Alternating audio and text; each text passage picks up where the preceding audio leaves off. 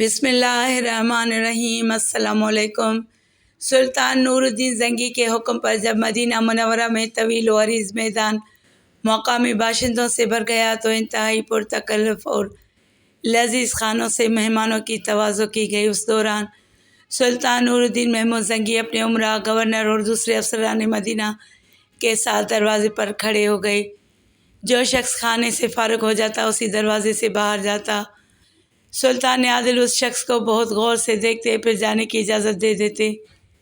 دروازے پر موجود تمام امراء اور مدینہ منورہ کے تمام چھوٹے بڑے سرکاری افسر حیران تھے کہ آخر سلطان نور الدین محمود زنگی کو کس کی تلاش ہے۔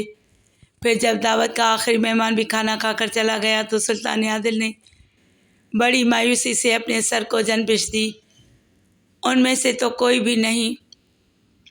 سلطان نور الدین محمود زنگی کے لہجے سے انتہائی اداسی جھلک رہی تھی اور وہ چہرے سے بہت زیادہ پریشان نظر آ رہے تھے۔ سلطان، آپ کسے ڈھونڈ رہے ہیں؟ گورنر مدینہ نے والی شام سے پوچھا۔ سلطان نور الدین محمود زنگی نے اپنے دل کی بات بتانے کی بجائے گورنر مدینہ سے سوال کیا، آپ سمجھتے ہیں کہ میری دعوت میں اس ارض مقدس کے تمام رہنے والے شریک ہوئے تھے؟ میرا تو یہی خیال ہے، گورنر مدینہ نے جواب دیا۔ اس قدر سخت احکام جاری کیے گئے تھے کہ کوئی شخص شریک محفل ہوئے بغیر نہیں رہ سکتا تھا۔ گورنر مدینہ کا جواب سن کر سلطان نور الدین محمود زنگی بہت زیادہ پریشان نظر آ رہے تھے۔ دیگر افراد بھی ایک عجیب سی فکر میں مبتلا تھے کہ اچانک مدینہ منورہ کے ایک انتظامی افسر نے سلطان عادل کو مخاطب کرتے ہوئے کہا، صرف 2 افراد اس دعوت میں شریک نہیں ہوئے تھے۔ سلطان نور الدین محمود زنگی نے گھبرا کر اس شخص سے پوچھا، وہ دونوں کون ہیں؟ سلطان محترم، وہ دونوں نہایت عابد و زاہد انسان ہیں، مدینہ منورہ کے انتظامی افسر نے جواب دیتے ہوئے کہا۔ وہ دونوں تارک الدنیا لوگ ہیں، دن رات عبادت میں مصروف رہتے ہیں۔ کسی دعوت میں شریک ہونا تو بڑی بات ہے، وہ لوگوں سے ملنا بھی گوارا نہیں کرتے۔ اگر انہیں کچھ وقت ملتا ہے تو جنت البقیع میں لوگوں کو پانی پلاتے ہیں۔ ان دونوں نادیدہ افراد کا ذکر سن کر سلطان نور الدین محمود زنگی کے چہرے پر اطمینان و آسودگی کا رنگ ابھر آیا۔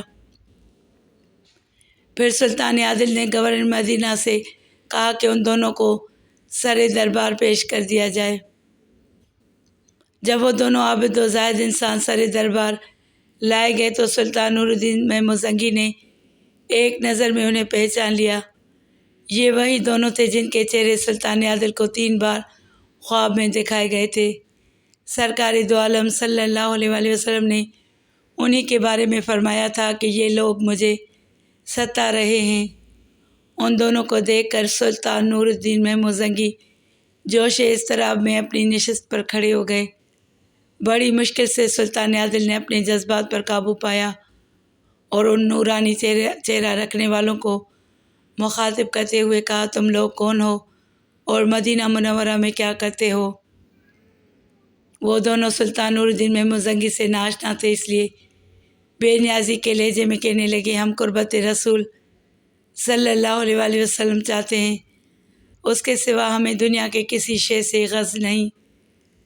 سلطان نور الدین محمود زنگی ان دونوں کا انداز گفتگو دیکھ کر چونک اٹھے۔ پھر سلطان عادل نے سخت لہجے میں انہیں مخاطب کرتے ہوئے کہا، تم اپنے بیان کی وضاحت کر دو کہ آخر کس طرح رسول اللہ صلی اللہ علیہ وآلہ وسلم کی قربت تلاش کرتے ہو؟ ان دونوں نے بے نیازانہ لہجے میں جواب دیتے ہوئے کہا، ہم نے روضہ رسول صلی اللہ علیہ وآلہ وسلم کے قریب کرائے پر مکان لے لیا ہے، اس میں دن رات عبادت کرتے رہتے ہیں، یا پھر گنبد رسول صلی اللہ علیہ وآلہ وسلم کی زیارت کرتے ہیں تاکہ قلب و نظر کو سکون حاصل ہو۔ سچ سچ بتاؤ کہ تم لوگ کون ہو؟ یکایک سلطان نور الدین محمود زنگی کا لہجہ غضبناک ہو گیا تھا۔ کیا مسلمان کے علاوہ کوئی اور بھی روضہ رسول صلی اللہ علیہ وآلہ وسلم کی قربت کا طلبگار ہو سکتا ہے؟ ان میں سے ایک نے بلند آواز میں کہا، جیسے وہ سلطان عادل پر اپنے زہد و تقویٰ کا رعب ڈال رہا ہو۔ تمہاری ظاہری شکلیں تو اہل ایمان کی سی ہیں، مگر تم مجھے اندر سے مسلمان نظر نہیں آتے۔ سلطان نور الدین محمود کی آواز سے بدستور غصہ جھلک رہا تھا۔ ایک مسلمان کو زیب نہیں دیتا کہ وہ دوسرے مسلمان کے ایمان پر شک کرے۔ دوسرے شخص نے انتہائی ناگوار لہجے میں کہا، دلوں اور نیتوں کا حال تو صرف اللہ ہی جانتا ہے۔ بے شک، سلطان نور الدین محمود نے پرجلال لہجے میں کہا، مگر میں نے ایسا کوئی مسلمان نہیں دیکھا جو کہ رسول اللہ صلی اللہ علیہ وآلہ وسلم کا نام لے اور ان کے اسم مقدس کے ساتھ صلی اللہ علیہ وآلہ وسلم نہ کہے۔ اتنی طویل گفتگو میں تم نے ایک بار بھی سرکار دو عالم صلی اللہ علیہ وآلہ وسلم پر درود و سلام نہیں بھیجا۔ تم کس طرح رسول اللہ صلی اللہ علیہ وآلہ وسلم کی قربت کے طلبگار ہو سکتے ہو؟ حق تعالیٰ میری بدگمانی کو معاف کرے، مگر مجھے تمہارے اہل ایمان ہونے پر شک ہے۔ یہ کہہ کر سلطان نور الدین محمود مسند سے اٹھے اور اپنے سپاہیوں کو حکم دیا، جب تک میں واپس نہ آ جاؤں ان دونوں کو اپنی تحویل میں رکھو اور سخت نگرانی کرو۔ پھر سلطان نور الدین محمود اپنے عمرا، گورنر مدینہ اور دیگر مقامی افسروں کے ساتھ اس مکان پر پہنچے جہاں وہ دونوں عابد و زاہد انسان دن رات عبادت کیا کرتے تھے۔ یہ ایک چھوٹا سا مکان تھا جس میں موجود مختصر سا سامان مکینوں کی زاہدانہ زندگی کی گواہی دے رہا تھا۔ بظاہر وہاں کوئی قابل اعتراض شے نظر نہیں آ رہی تھی۔ سلطان نور الدین محمود ان دونوں کی طرف سے مطمئن نہیں تھے۔ سلطان عادل نے کمر سے اپنی تلوار کھولی اور تلوار سے مکان کے فرش کو زور زور سے ٹھوکنا شروع کیا۔ ایک جگہ انہیں چٹائی کے نیچے فرش ہلتا ہوا محسوس ہوا۔ سلطان نور الدین محمود بہت تیزی سے جھکے اور چٹائی کو الٹ دیا۔ سب کی آنکھوں کے سامنے ایک عجیب منظر تھا۔ چٹائی کے نیچے پتھر کی ایک چوڑی سل رکھی تھی۔ سلطان عادل نے اپنے عمرا کو پتھر کی سل ہٹانے کا حکم دیا۔ جب وہ سل ہٹائی گئی تو ہر شخص حیرت زدہ رہ گیا۔ وہاں پتھر کے برابر ایک خلا موجود تھا جو کسی سرنگ کی نشاندہی کر رہا تھا۔ سلطان نور الدین محمود پر چند لمحوں کے لیے سکتہ سا طاری ہو گیا۔ پھر سلطان عادل نے ایک مشعل روشن کرنے کا حکم دیا۔ اس کے بعد والی شام مشعل لے کر تنہا سرنگ میں داخل ہوئے، یہاں تک کہ کچھ دور جانے کے بعد وہ سرنگ ختم ہو گئی۔ پھر جو منظر سلطان نور الدین محمود کے پیش نظر تھا اسے دیکھ کر سلطان عادل کے جسم پر لرزہ طاری ہو گیا اور بے اختیار آنکھوں سے آنسو بہنے لگے۔ سرکار دو عالم صلی اللہ علیہ وآلہ وسلم کے پائے اقدس نظر آ رہے تھے۔ سلطان عادل نے مضطرب ہو کر اپنے دونوں ہونٹ پائے اقدس پر رکھ دیے۔ وہ قدم جنہیں چومنے کے لیے صحابہ کرام رضوان اللہ تعالیٰ علیہم اجمعین بے چین رہتے تھے، آج وہ عظیم سعادت سلطان نور الدین محمود کے حصے میں آئی تھی۔ اے اللہ، میں گناہ گار اس قابل نہیں تھا۔ سلطان نور الدین محمود حضور اکرم صلی اللہ علیہ وآلہ وسلم کے پائے اقدس سے آنکھیں مل رہے تھے اور زار و قطار رو رہے تھے۔ پھر جب سلطان عادل کا پورا چہرہ آنسوؤں سے دھل گیا تو انہوں نے آخری بار سردار انبیاء صلی اللہ علیہ وآلہ وسلم کے مقدس قدموں کو بوسہ دیا اور واپس لوٹے۔ جب سرنگ سے باہر آئے تو سارے عمرا اور گورنر مدینہ اپنی اپنی جگہ ساکت و جامد کھڑے تھے۔ جب ان لوگوں نے سلطان نور الدین محمود کی سرخ آنکھیں اور آنسوؤں سے بھیگا ہوا چہرہ دیکھا تو پریشان نظر آنے لگے۔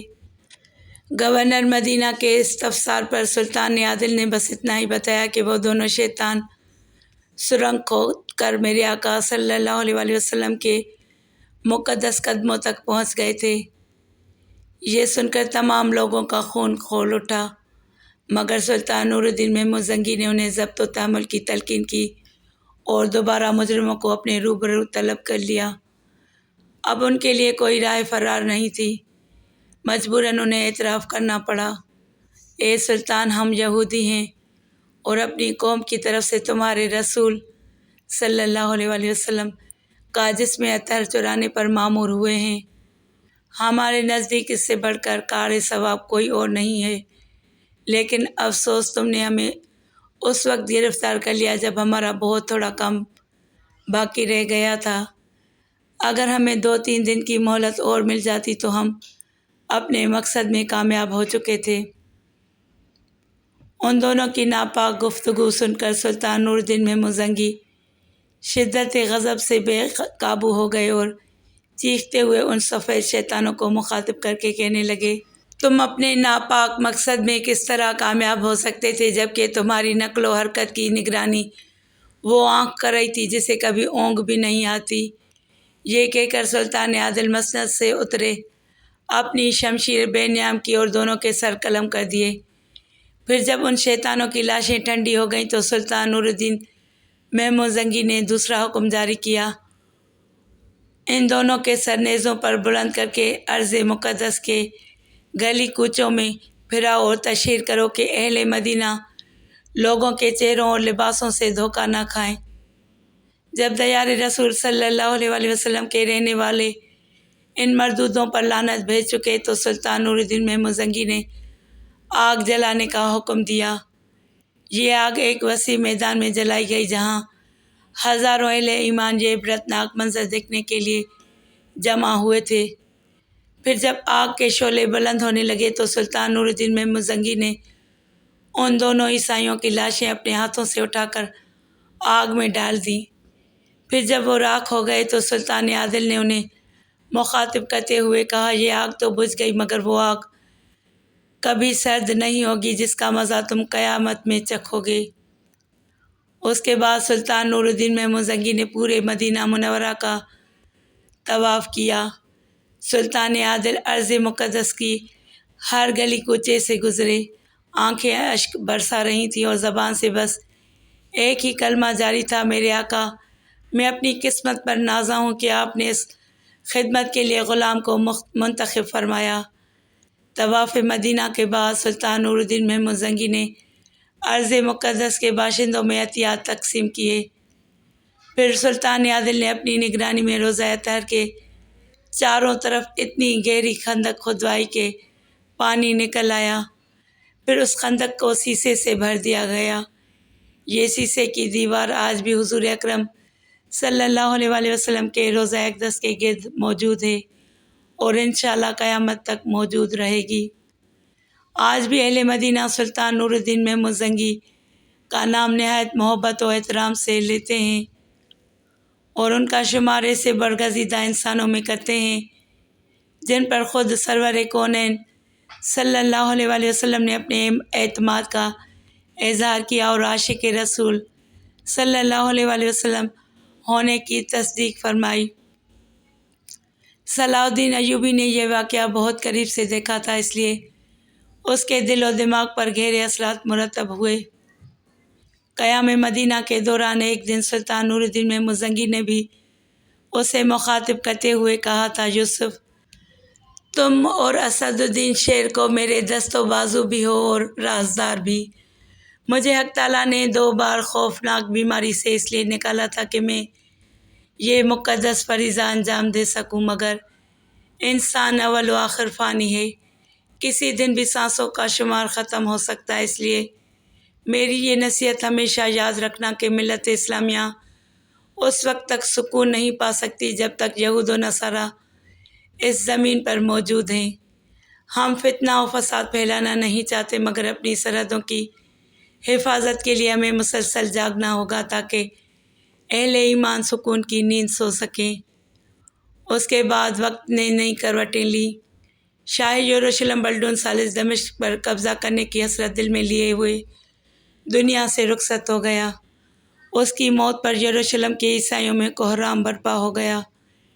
صلیبی کئی ماہ تک بلڈون ثالث کی موت کا سوگ مناتے رہے۔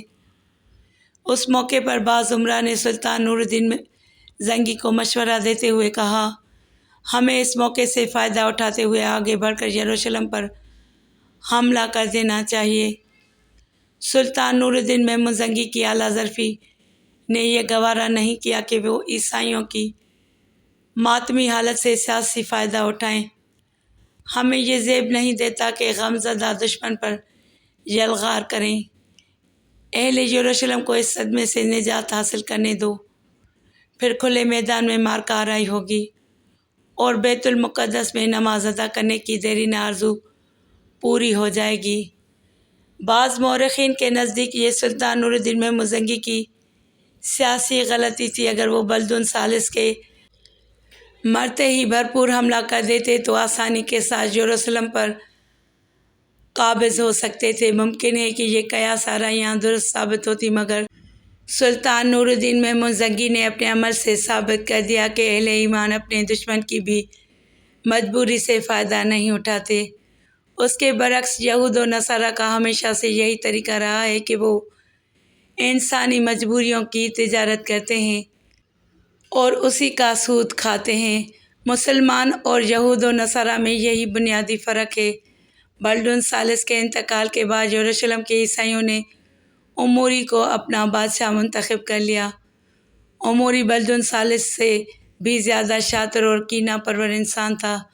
اس نے اپنی سیاسی بصیرت سے اندازہ کر لیا تھا کہ اگر مصر پر قبضہ کر لیا جائے تو دمشق اور شام بھی بڑی آسانی سے عیسائی سلطنت کی زیر نگی آ سکتے ہیں اور اس طرح مسلمانوں کی حکومت کا خاتمہ ہو سکتا ہے۔ یہ ایک بڑی گہری سازش تھی۔ بدقسمتی سے اس وقت مصر پر آخری فاطمی خلیفہ عز الدین کی حکومت تھی۔ فاطمین مصر نے ملت اسلامیہ کو شدید نقصان پہنچایا تھا۔ اپنے آباء و اجداد کی طرح خلیفہ عضد بھی ایک نہایت خود غرض، ناکارہ اور خلیفہ بغداد کا جانی دشمن تھا۔ اپنی انہی کمزوریوں کے باعث وہ وزیر اعظم شاور کے ہاتھوں میں کٹ پتلی بنا ہوا تھا، اور شاور اتنا بڑا ایمان فروش تھا کہ اس نے اپنی وزارت عظمیٰ بچانے کے لیے شاہ یروشلم اموری سے خفیہ معاہدہ کر لیا تھا اور خراج کے طور پر ایک بہت بڑی رقم صلیبی حکمراں کو دیا کرتا تھا۔ فاطمی خلیفہ عضد بھی چند روز عیش کے لیے اس معاہدے پر رضامند ہو گیا تھا، مگر جب شاور نے خلیفہ عضد کو قتل کر کے مصر کا خود مختار حکمران بننے کی منصوبہ سازی کا آغاز کیا تو خلیفہ عضد نے بدحواس ہو کر سلطان نور الدین محمود زنگی کو ایک طویل خط تحریر کیا۔ میں آپ کے اسلام دوستی کا دل سے قائل ہوں، اس لیے اللہ اور اس کے رسول صلی اللہ علیہ وآلہ وسلم کا واسطہ دیتا ہوں کہ بلا تاخیر میری مدد کو آئیے اور مصر کو صلیبیوں کی دراز دستی سے نجات دلائیے۔ سلطان نور الدین محمود زنگی اللہ اور رسول اللہ صلی اللہ علیہ وآلہ وسلم کے نام پر مضطرب ہو گئے۔ فوری طور پر اسد الدین شیر کو اور صلاح الدین ایوبی کو ایک لشکر جرار کے ساتھ مصر روانہ کیا۔ شیر کو اور صلاح الدین ایوبی نے بڑی جاں بازی سے جنگ کی اور صلیبی فوج کو فرار ہونے پر مجبور کر دیا۔ پھر وہ دونوں غدار ملت شاور کی طرف متوجہ ہوئے۔ شاور مصر سے فرار ہونے میں تقریباً کامیاب ہو چکا تھا، مگر صلاح الدین کی شہ سواری کام آئی اور اس نے شاور کو زندہ گرفتار کر کے مصری امیر عز الدین کے سامنے پیش کر دیا۔ عز الدین نے ایک لمحے کی تاخیر کیے بغیر شاور کا سر کاٹ کر ایک بڑے تشت میں رکھا اور نظر کے طور پر فاطمی خلیفہ عضد کی خدمت میں پیش کر دیا۔ شاور کے قتل کی خوشی میں خلیفہ عضد نے ایک عظیم الشان جشن کا اہتمام کیا اور اس جشن کے اختتام پر اسد الدین شیرکو کو مصر کا وزیر اعظم نامزد کر دیا۔ سلطان نور الدین زنگی اس تقرری سے بے حد خوش ہوئے کہ اس طرح ان کا نہایت معتبر نمائندہ مصر میں موجود رہے گا، مگر اسد الدین شیر کو یہ وزارت عظمیٰ راس نہیں آئی۔ 2 مہینے بعد ہی خناق کے عرضے میں ان کا انتقال ہو گیا۔ جب اسد الدین شیرکو کے انتقال کی خبر شام پہنچی تو کچھ دیر کے لیے سلطان نور الدین زنگی پر سکوت کی سی کیفیت طاری ہو گئی، پھر اپنے سپہ سالار اعظم کو یاد کر کے کئی دن تک روتے رہے۔ بار بار سلطان عادل کی زبان سے ایک ہی جملہ ادا ہوتا تھا، اب ایسے وفادار دوست شاید ہی نظر آئیں، وہ میرا بازوئے شمشیر زن تھا، حق تعالیٰ اس کی مغفرت کرے اور مجھے صبر جمیل عطا فرمائے۔